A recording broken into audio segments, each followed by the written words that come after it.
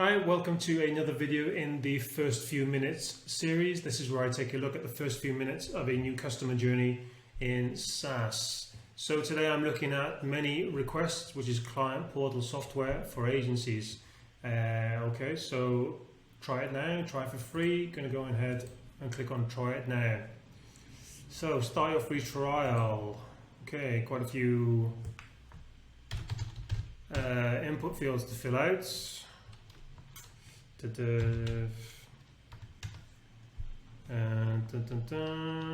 one do I use?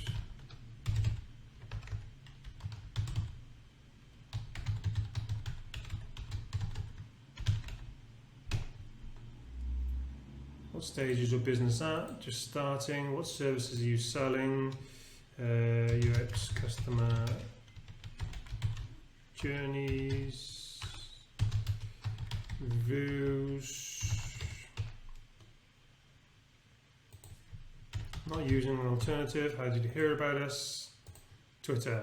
So there's two things here. One, that's quite a long form just to get through the sign up. Having said that, and I would definitely recommend splitting this up and asking for some information later on after I've already logged in, after I've already been given access. But I can understand as well is that this kind of software is quite niche. So if you're looking for a solution like this, you're probably going to take the time to fill this form out because you don't have many options. So it's kind of a win-win for ManyRequests, but I would definitely love to see this split out, and because you could easily ask me for some of this information after I've already created an account. So we're going to go and start a free trial. Okay, this is all a bit confusing because you've got the footer is up here halfway at the page, you've got the thank you, then try free for 14 days. When I've already signed up, this should be a separate page. I shouldn't be seeing anything about signing in or try it now or sign up for free or subscribe to our newsletter. This should just be a thank you. This is a little confusing.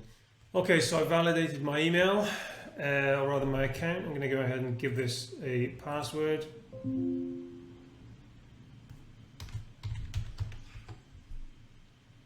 Now it says here reset password. I'm not resetting my password.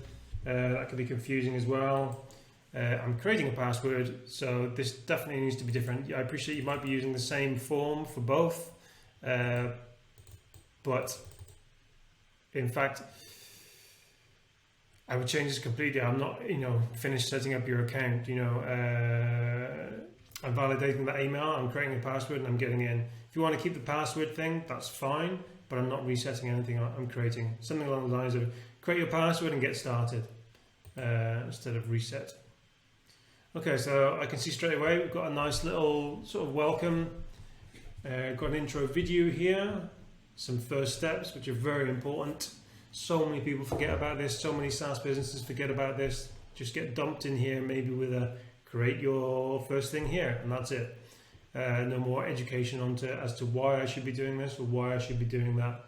So it's nice to see they've got a short 2-minute video. We'll show you how to create and submit your first request. Since we started 2 years ago, hundreds of agencies. Okay, that's nice.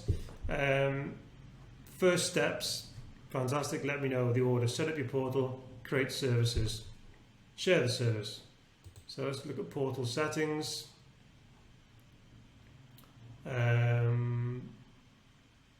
Billing, sales tax, show services, company name, okay.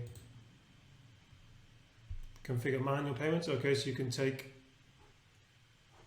let's just go back here. Manual payments, enable and provide. And what's the alternative from manual? Automatic, but how do we get the automatic setup? Card payments. Okay, there we go, straight below. For me, I would put these two together. I know they're all part of payment, but manual payments and automatic payments or card payments are the same, two sides of the same coin. So I put those together and keep currency down below, for example. So I'm going to go with manual payments.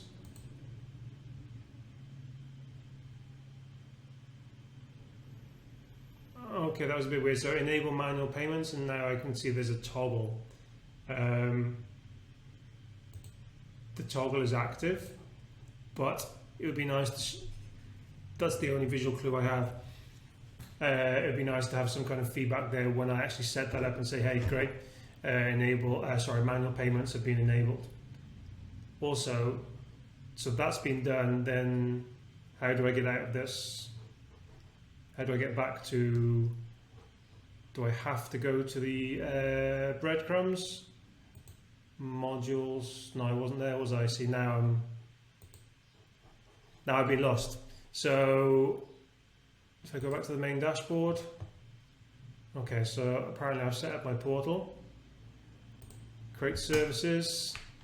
So yeah, so by the way, so when I set, let me go back here again, is it going to take me to the same place? Yeah. It would be nice to be able to get back to that main onboarding, or even just a message here. Okay, in that case, look, this needs to be clearer. It's not get started, it's just something along the lines of very simple, like take me back to the initial dashboard, or take me back to the initial start screen, or take me back to onboarding, or take me back to whatever that was called. Because get started is a statement. And by clicking here, it does take me back, but it's not clear at all. Okay, so create services, service 1, description, some very basic format in there. Okay, this is a one-off, 50, no purchase limit, creates. Okay, select successfully created. Now I need to create an intake form. Okay, hang on 1 second. Okay. I just went back here because I was taken to the intake form, which is fair enough because it says here 1 and 2, but it just so happens I didn't actually see this number 2 intake form here. So I can see there's a title and a description here of the intake form. I don't see any way of deleting this. For example, I can see add new field. Okay, that's great. Text field, I want to have their name. What's your first name? Is it required? Yes. Add field. Okay, so if I want that to be my first field, what's this above the fold here, above the line? Custom fields area. You can add and reorder custom fields here. I can edit this, but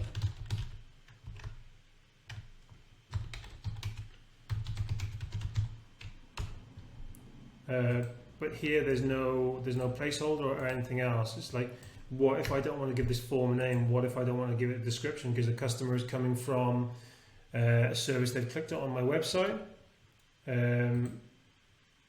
They'll see the service name and description here with an image if I uploaded one, and then here this would be the form where I'd want to get details from them. I'm not sure, I don't understand the relevance of having title and description, and certainly not being able to upload it. Oh, and another thing that I just noticed, I clicked off it, there was no warning message about losing unsaved data, and I come back and it's gone. So either let me know, hey, you're leaving it, this is going to be lost. Pretty sure that didn't happen, or auto save. So let's quickly add another field.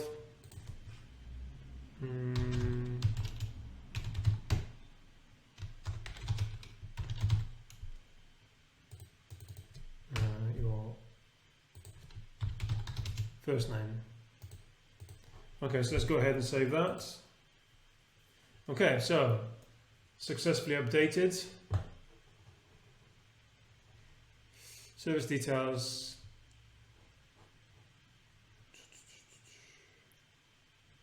Okay, so there's an overview. It's currently unavailable. Okay, so I can share it with others and I can add it to my catalog. Here it says showing catalog, but why isn't it currently available for purchase? Where's the button to say put live or make available for purchase? For example, so you have this availability here, currently unavailable for purchase. Why not put something here that says put live or make available for purchase or whatever the case might be. Because the only other thing I can do here is show in catalog. Right now I don't know what a catalog is. That hasn't been explained to me. Maybe it was in the video, but I haven't watched the video, so I don't know what the catalog is. Let's have a look. Okay, that's strange. There's no catalog. There's no catalog section. So if I add it to a catalog, what does that do? Let's go ahead and try. Okay, so I've added it to the catalog and now it's available for purchase. Okay, so that's completely unclear. So I'm guessing that's going to be available in services because that's what I'm creating. So wouldn't it make more sense to say show in services or add to services, add to your services list or add to your list of services? Because right now that's really quite unclear. Okay, so let's go back to the dashboard. Okay, so now I've set up my basics, which is what they wanted me to do. I'm now on a general dashboard, which is great because I had that initial help, enough to get me up and running, enough to get that first service in, enough to be able to copy that link and share it with other people so they can then pay and book and pay for my services. So that was really nice. That's really, really, really good. I see they've got a chat service here, although unfortunately it says they're back online tomorrow. Obviously they work in different time zones. It might be nice to give the working hours so I actually know when, how, if I'm going to have to wait long, say we're available for X hours on this time zone. But it's cool that they also have some help documents here. Okay, so as a new customer, that would definitely be my first few minutes. That would definitely be my experience. I mean, there's a lot more to dive into on the app. Set up my portal, adding my branding, those kinds of things, the defaults to their logo, choosing languages, all those good things, pages, etc. Onboarding. Okay, create your onboarding page. Clients will see your onboarding page when they first log in. Select an onboarding template. I would like to think here that they're dog fooding their own product. Let's have a look. And they are. That's really good. If you are creating a product or if you are selling a service and you don't use it in your own service, if at all possible, that's really bad. I've seen walkthrough software that doesn't use its own solution within their SaaS, which is very poor. So yeah, fantastic that they offer you the ability to also onboard your clients when they click through and see the services that you're selling. That's really nice. Okay, well that's definitely going to cover the first few minutes of any new customer's journey within ManyRequests.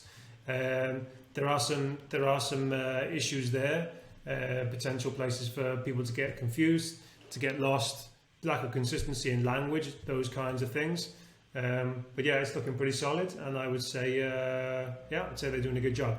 I'll be back again tomorrow with another first few minutes onboarding video.